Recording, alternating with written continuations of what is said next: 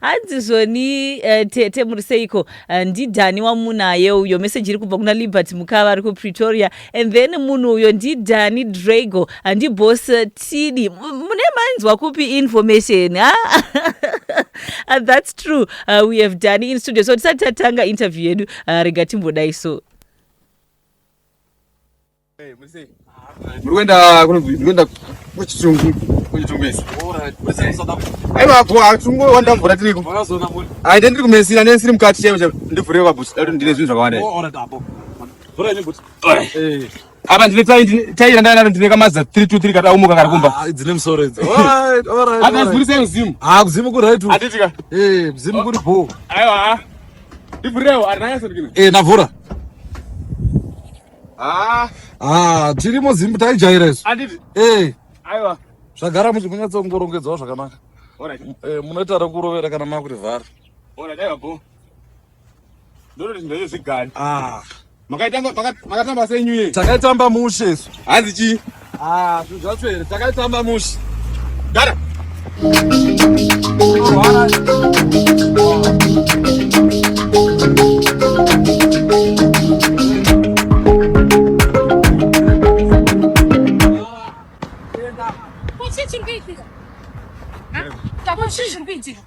Masquerade. Sasquera. Mshe, Chris. Uri raiti. Shaita sei? Mutai mnezo. Aiwa, moto dzinongodarika murodi ndingadziziye. Yabva South Africa. Maimwisi. Ndichazona namshembe. Ndakatenga tai. Umbrella blue. Nebregra. Zikama. Bregra ngane sozana namshembe. Breathe in zvakanaka. Wotau. Ndobva zvaita sei? Andi ndize kubuta ndicho. Kuti ndiende naye. Ani? Ndara angane motaisi ufanike wonda. Ndiani wako? Aiwa ndamuziva. Saka chiche ndobva aita. Wakufere chitsanangura kandobva zvaita sei? Matadza. Mataenda kuti angaifana ndicho chitungwisa ndini. Ndiko pezasa zvimbuti pati. Pasumuza moto. Wamwana kupi? Anangaramisa kupemira pamusawo. Ndobva wangomumisa kudai. Mukore uno kuchiri kumiswa munhu wakamira pasi pemuti. Apa ndatonowe dai. Ndati mukore uno kuchiri kumiswa munhu wakamira pasi pemuti. Mukore uno. Atochokwati madam kuona chika. Banda to andichaziva kuti tasiri. Apa mari dai papa.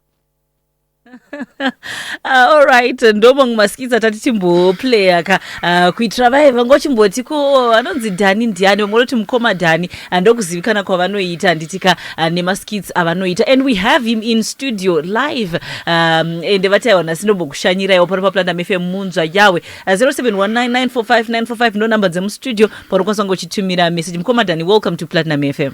Yeah, thank you so much for inviting me here. I'm happy to be live with you guys in Mashonaland the Best. Hey, exactly. Mashonaland the Best. Yes. So what brings you to Chinhoyi or to Mash West? I stay in Harare and I grew up in Karoi. So I was on off. So I decided to go kumusha kumbonogadzira content ndiri kumusha ikoko with vakomana vekumusha nekumbovisitira some of the best places in Mashonaland West ndichidzipostawo ndichimbobvunza zvakawanda about those places. Alright, so far ndikupi kwamamboenda muno muMash West? Chinhoyi Caves, the Kariba Dam bridge. I went to Crocodile, I went to Chirundu bridge as well. Yeah, ndo maplaces andaenda so far. Hey, thank you so much for visiting Mash West. Sekunzwa kuti kune nzvimbo dzakawanda dzatokwanisa kuona tishanyira muno muMash West. Exactly. So mataura kuti muri chizvarwa chemuno muMash West anditi. Exactly. Kukaroi kupi kwacho exactly? Ukabva mukaroi uchienda kuKariba. Usati wasvika paMakuti panonzi paNyamakati. paNyamakati hapo. Ndo kwandikakurira ikoko, ndo kwandikaberekwa ndikadzidza. All right, so team Nyamakati, we have your homeboy in studio 0719945945 ando number dzemustudio. Saka ngatimbotanga titarisa rwendo rwenyu rweacting. Rwakatanga sei? Muri munhu agara anoti nina zvekuacta zvanzvingori mandiri here kana kuti zvakatanga sei? Ya, zvekuacta zvanga zviri mandiri. Ndiri kuchikoro pasecondary pandakadzidza panonzi paVhuti High School. Ndatofara kuona kuti boarding now. Yanga isiri boarding in those days, yanga iri day school. So ndo pandakatanga zveacting. I think I was in Form 2. Then pandakazongopedzawo chikoro I moved to Harare munhu wese achipedza chikoro anongofunga kuharare ndokude kunzi kune mukana so when I moved to Harare zvekuekta zvanga zvisisipo manje but ndandine chishure chokuti dai ndakwanisa kuekta but dambudziko remuHarare nderekuti it's very difficult kuti uite breakthrough panyaya dzeacting muHarare kuti vanhu vakugamuchire vatange kushanda newe it takes time but when I moved to Bulawayo ndopandikazotanga kuenda kuAmakos theatre production I think it was the best acting group in Bulawayo rinonzi Amakos. It's very popular. Yes, then from there maavenues akabva azotanga kuvhurika now acting. Alright, kungowana mukana wani iwoyo unomboita kuti kunge kuine mabreakthrough akawanda. Because when I was in Bulawayo ndopandikakwanisa kuona mukana wekuacta with those guys vekubulawayo but pandikazoya kuHarare futi now panga pachitopisana kapfupi panga pachitopisana kapfupi panga pachitopisa timu rakawanda ana mbudzi yadhura so kuti ukwanise futi kuwana mukana futi wekuekita nevanhu ivavo it was so hard but ndakazondozotenda Mwari kuti ndakakwanisa kusangana nethis guy anonzi Timothy Tafumane. Alright, Timi Nabonzo. Ndo vandakasangana navo ndakavatsanangura about my passion in acting. Vakati isusu we are supposed to give you a chance but dambudziko ripo ndrokuti hatina budget so far. But vakabva vandirefer kune imwe company so yaita production filming so ndopandikazoenda ikoko those guys vaita film rainzi Dear Natasha raactor paUZ. Ndopandikangoenda kuma-rehearsals vakabva vatonakirwa neni from that day so ndakabva ndatotanga kutopisa fivavo saka ndokuzozivikanwa kwamakaita muHarare. Munhu akatondizikanwa anonzi Scala vainyora film rainzi Dear Natasha repaUZ. Alright. So from Dear Natasha tichienda mberi tingangoti acting industry yakatanga kuevolve mbijana kubva kuma long drama taiona paTV nemafilms ataiona paTV izvezvo vanhu vakuita maskits ma5 minutes ma2 minutes. How then did you break in and did you fit in panyaya dzemaskits apa because zvinhu zvakangoputika uchiona ana Madam Boss vachizviita and then later on ana Comic Pastor na Mkomali imimo muchipindawo muindustry zvanga zvakamira sei? Inini pandakapinda mazviri ndaisambofungira kuti one day ndozomuka ndiri kumba kwaLauren kuyo ndichitoita film naye one day ndichamuka ndichitaura naMadam Boss pafoni kana kutaura naTinashe Mutarisi. Zvinhu zvanga ndisingafungire pandakazvitanga ndaitoo nezvishuwo nazvo but I was not into maskits pandakada kutanga zvekuacta because ndaida kunyatsoacta ari mashort films ndo andaida but ndakazoona kuti if you want to be popular kuti uzikanwe nokukasika maZimbabweans haana patience yokuona film rakareba 20 minutes or 30 minutes vanoda kuona kanhu kadiki then they move, especially when data is involved. Yes, vanoda kuona tunhu tudiki sterek so ndopandikazotanga kuita maskits ndakatanga kuita nemukomana ainzi Pfumbu Jabulani ndiwa ndakatanga nemaskits then ndichita naye maskits ndopandikazo sangana na Comic Elder. Alright. Comic Elder ndakasangana naye ndichinoshuta rimwe film naGringo Junior. Nanambudzi yadhura ndopandakasangana naComic Elder so iye handakuziva kuti anga atomboona maskits anga ndaita kumashure ini ndanga ndatombomuonawo achitawo maskits akangotora namba yangu zvakanzi chibaba ndoda kuzotaura newe ndobva atozondifonera chiti ndiri murodi kuenda kwamureva akatobhipa in fact ndobva ndafona back then from there ndobva tazotanga kushuta 3-4 kuti Nyari Danny Gregor Comic Elder naTanaka Sosora ndobva tagadzira Susichini takana 4-4 then from there maskits akanga kurowa tata kurowa every day ndakushanda with different people ndashanda navanhu vakawanda ichokwadi ichocho ndinotomboona maskits enyu akawanda ndaitoseka zvangu ndichiona imwe ndine zuro yanga muina Nyari muchiti mwana uye kuholiday and all that I didn't know kuti yakatopoza because ndanga ndiri kumusha network yanga chinetsa so ndo mamwe acho akanetsa pane yandikamboita futi yakanetsa yemarata kumusha yakanetsa singaite iyo zvokuti yaitoplayiwa kumachurches magroup ekumachechi ndikaita futi yakanetsa stereki yandikashuta kumusha kwana Nyari mukadzi anga asingatoenda kumusha iyo ndichiti panapa ndo pamba patiri kugara pandakasiyira novabereki. Iyoyo video yo yakanetsa futi ndakashuta I think last month. Alright. Ndakaona chitoposta mumagroup even ekuparliament. Vanhu vakutoposta skits enyu zvichienda zvakadaro. Saka munostrika sei balance? Toziva kuti skit iri kuda kuti risekese vanhu rinakidza, but at the same time panofanira kunge paine something chatiri kudzidza. How then do you strike a balance kuti ndichaita kuti vanhu vanakidzwe but ndichaita kuti vanhu vawane chekutorawo kubva pandai zvandandichiita? Okay, inini manje zvandoita manje inini ndine kautsotsi, ndiri tsotsi in fact. Ndakaona kuti nyaya yekusekesa vanhu inosvika patime yekuti inopera. Maskitsi ekusekesa vanhu ukada kwaongora vazhinji vacho they end up apera koya mumwe futa ari kupisa opera koya mumwe futa ari kupisa opera because vanenge vachirwirana kusekesa vanhu.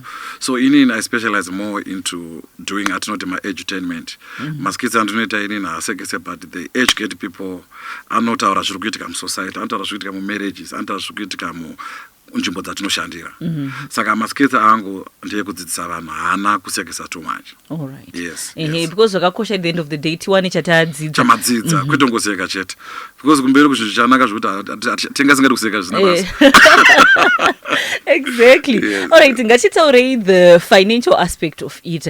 Kuti in terms of nyaya dzemari zviri kubuda here, kunogona kunge kune mumwe munhu akatira izvo zvaritofunga kuti inini zvekuacta ndozvigona, ndikaita YouTube channel yangu am I going to make money, ndichakwanisa kuzorarama sei nazvo ndichiita saacting as a job? Okay. Yeah, chandofungira kuti sezvanambotaura ndakandiri tsotsi, ini ndakambotanga ndichiacta navanhu vakawanda ivavo, anambuya Pearson, ana Lauren Goyo, ana Peter Moyo, ana Chichi. Ndisandatombogadzira Facebook page. Alright. Why? I wanted my name to be known before I created a Facebook page. So pandakazo create a Facebook page, it was easy for me to get my followers because vanhu vaindiona already kuma channels anana Peter Moyo, kuma channels anana Lauren, anambuya Pearson, nana Mama V. So pandakazo create a page, my followers anga akuya. So munhu kana uchitanga usafunge kuti ndikaita maskits ndichawana mari. Alright. MuZimbabwe hazvibhadhari. Maskits haabhadhari muZimbabwe. Ndakaona recent vanhu vachichema kutanza Facebook yatirasa and all that. Vanhu vamurutaura ivavo they are not in Zimbabwe. Vanhu out of Zimbabwe. Kana uri muZimbabwe, Zimbabwe iri kuma-sanctions.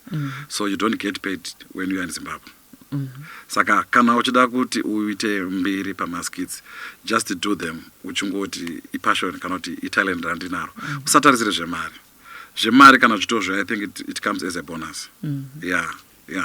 Alright, saka kune vakateerera vari kuda kuzopindawo mune zveacting, ndofunga kuti hazvinzwa kuti chakakosha kuti just do it because zvinhu zvaunoda kwete kuti unge uchita mari. Let's also talk about nyaya yecollaboration. Mamenshina vanhu vakawanda vamakashanda navo vari kutoitawo the same thing chamuri kuita. Nditi zvakakosherei kuti semacomedians, semaactors munge muchibatana muchiita macollaboration, zvinosimudzira sei? Alright, chinoita kuti macollaboration awande kana kuti ndipinde pamacollaboration akawanda nevanhu vanoacta maskits muZimbabwe or mafilm ndezvekuti inini I'm just natural actor. I'm a natural actor wekuti I can do a skit. I can act chacho film chachero. Ndine mafilms akawanda ndakaita akabuda paZTV, akabuda paIndependence, akawanda. Kuita macollaboration kunobatsira kuti kana ndanga ndisingazivikanwe unogona kutanga kuzivikanwawo because unenge wacollaborata naMbuya Pearson kana kuti naChiwa Chigone. At the same time chinoita kuti macollaboration awande ndezvokuti ndikafunga concept yangu, izvozvi ndine concept yandakafunga ndiri kumusha, but concept iri kutora ridiculous.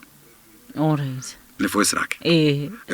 Saka andawari saka musenzi handitombokwanisi kuisa Ruka or whoever paconcept iyoyo. Iri kutoda ridiculous nevoice rake ndakatoinyora kuti saka pamunozoona munhu akuita macollaboration akawanda inyaya yekuti storyline yaunayo iri paunoicreata mupfungwa mako munofanira kubva matouya kuti iri kuda rutendo, iri kuda Sara Takawira kana kuti iri kuda Gamo. So ndosaka muchiona macollaboration tichinyoramba tichingomaita because tinenge tichienderana nestori yatanyora. Chokwadi ichocho. Anzizoni say well done kuna mukoma Dhani. Ndakaona vachigadzira musha wemukoma wavo vakashaika, and then mwakutaura kuti vanhu vari kufollow very up to date. Thank you so much tete nekunza mukoma Dhani, ndafara zvisingaite. And then vakomana avo ndo vangu manje, ndaitoshawa kuti ndowawanepi, ndokumbirawo kushuta navo ndiboss Chimwanja wemashua paHelwin. Pachapedza mozoteerera kuti mungabata mukoma Dhani sei pama social platforms, even pa WhatsApp as well. So rambai makateerera ipo pano paPlatinum FM munzwa yavo 0719945945 ndo namba dzemustudio ina Tete Shami ende nhasi tatarombora rakanaka kuti tine one of the best actors dzemuno muMash West vapfuurawo nepano. So you did mention kuti mune maprojects amuri kuita imo muno muMash West anditi manga muchiita kumusha. Just tell us more kuti sei makazosarudza kuti ndoda kuti ndimbodzokerawo kwandakabva ndimbonoshandawo nevariko. Right, for example, one, I feel kuti inini ndiri mukorekore. I'm a guy from Urungwe. There are some places in Urungwe like Chinwe Caves.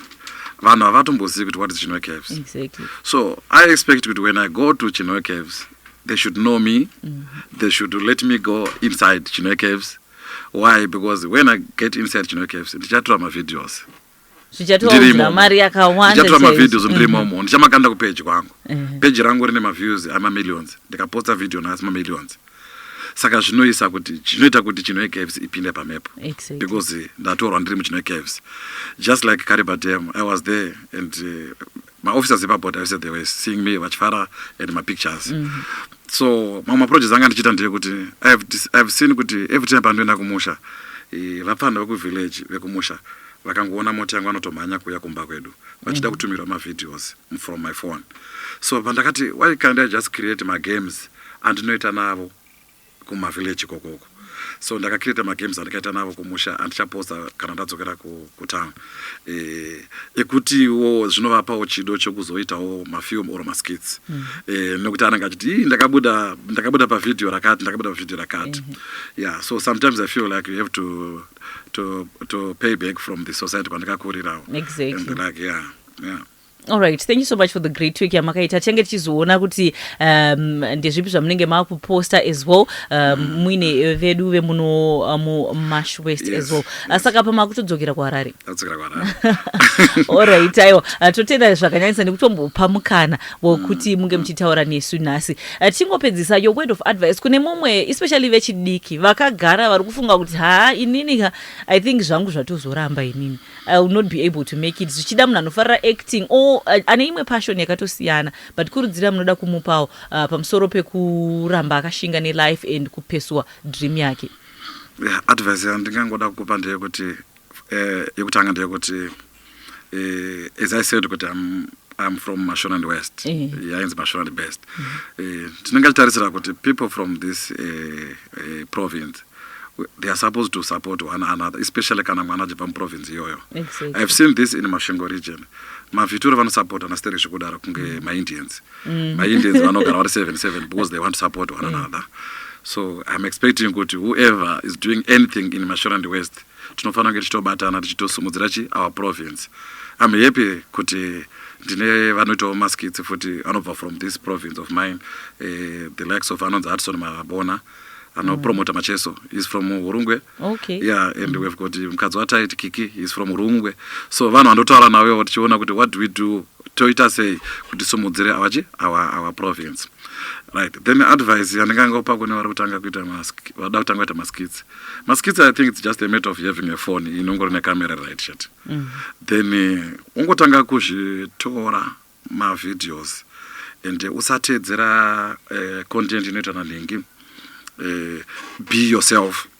Because ukada kungotanga kutedzera the way comic elder zvaanoita kana the way ridiculous zvaanoita vanhu vachabva vatotanga kuita comparison nekuti comic elder ambodai wasiyana nacomic elder.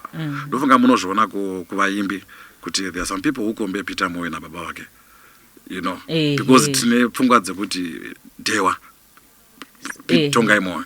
So when we listen to Peter Moyo takuona kunge pane mutsauko. So same applies to maskits. Just be original, create your own content, build your own brand, build your own name, shoot with your phone. Also posta mpichana, create your Facebook page, woita uchiposta ikoko, even nyangwe une 10 followers. As time goes on, page rako rinoramba richikura rakura kudaro vanhu vanotanga kumboona kuti 2 years ago I posted that kind of stuff. All right, thank you so much for that. And ndafarira kuti matichitanga nefoni yako asi uchifanira kutsvaga big camera kana kuda kuzoona yakanaka zvavo. but tanga nefoni iyoyo kuitira kuti zviite handitika. And then let's talk about professionalism. Musati maenda kuti wabuild a followership yacho, but my clients, my advertisers attracted because you're also professional. Let's just quickly talk about that professionalism acting industry. Professionalism inotangira pakuti make sure kanuti sezvandavaitid with my page rangu harinokura sei, but I'm on 171,000 followers. Right. YouTube I've got 22,000. I try by all means to make sure that nzvimbo dzandinofamba dziri safe and handina chipomerwa munzvimbo dzakadaro. Usangoti nokuti ndakuzikanwa maskidzi urongoita fight mumabhawa, ukakwira murori pick up urongodedzera zvinyadzi chichichichi. Mabrands haadi kuassociate navanhu vane mascandals zvakadaro. For instance, I was in Chirundu for a certain company yakandidedza kunondisign a contract. I'm now the brand ambassador for company iri kuchirundu. Vanotanga kutarisa kuti page rako riri right page rako rine vanhu vakati, but hauna maskanda, hapana patikambonzi uchinzi warowanana nengi, hapana patikambonzi waonekwa kumavenues uchiita musindo muchirira musikana, that kind of stuff. So panoda discipline when it comes to social media. Social media not a discipline zvotodaro. ichokwadi chocho. It doesn't just apply kune maactors but munhu wese zvake. I'm sure tadzidzawo ipapo. Hanzi mukomadhani avo ngavambotitirawo kasmall something mustudio imomo atonakirwa navo big time. And then sando kutitwa kuna mukoma vedu vemuno Mashwester hoyo, that's Thomas Mateta with that message. Zvikanzaiwa vanogona mukomadhani kuyeuka wavapana vavo vekumusha kwavakakurira 100% dzavanopa ndi ino manyemwe ari kumagunje ari kutumira message zvikanzi Dhani pawatitanga nefoni yako thumbs up ipapo zvataridza kuti uri kureva chokwadi. That's Dr. Kanshaya vari kubanket vari kutumira message iyoyo. Alright, so vanoda kufollowa paFacebook, paX, paInstagram, paTikTok, paYouTube, maplatforms acho akanzi kudini? Okay. Inini, my real name is Gracious Mangei. But when I started doing my films, ndakaona kuti it's not good to create a brand using your real name and surname. Saka ndakazoshandisa page rinonzi Dhani Grego. Dhani was my nickname and Grego was my nickname. So ndakatora two my nickname unobva ndabatanidza to create a Facebook page. So vanenge vachinditsvaga kuFacebook, it's Dhani Grego. Dhani Grego yacho inobuda ka DAN then was Pesa of what GREGO. I'm happy I'm seeing these guys from South Africa, Anamza, Namsekaza. They are so big. Even these guys from Zambia, they are following me. Nice. So it's Dhani Grego per Facebook. Then ku YouTube, it's Dhani Grego official. All right. TikTok, Dhani Grego as well. All right, kunoanda kutaura nemi parunhare makasununga here kupa phone number. Pane vangosoro taura kuita makolabo nemi or just kungodzidzawo kubva kwamuri. All right, number dzangu dzinoti 0783 811 125. 0783 811 125.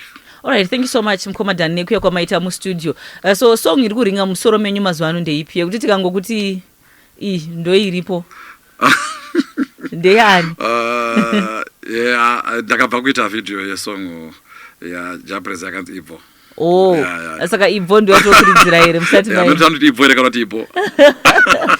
Ibo saka rega tingoridza Ibo yoyo and then chibva tapendera. Vanoda kuona video, you can also go pa Facebook page redu rakanzi Platinum FM or pa page ramukomadhani rakanzi Dhani Grego, and then you can watch the video live. Kuna vanga vachitoda kukuonai ndo pavari ipapo. Hanzi ndokumbira vangodzokora namba vasati vaenda handina kudzinzwa.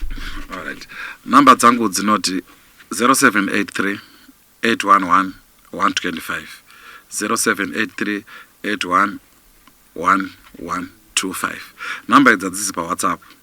Ndedzemacourse ndakadzivisa pa WhatsApp indava. Mumwe anogona kuzokuita video kuona 11 wakatorara. Exactly. Mafans acho aya pakaipa. But mukomadhani maita basa nekuya mustudio and promote my local artist as well. And nekutopromote inini wancho because vanhu vanga vasingandizive vakutondinzwawo pa page yenyu. Vakutoziva kuti kuna Tete Shami. Kuna Tete Shami kuPlatinum FM muChinoi. Chibatika pa 145 Commercial Street. So this is Japreza song ichinzi Ibo. Ndafuka chamburadzwa ma dance move dijana. Ameshega.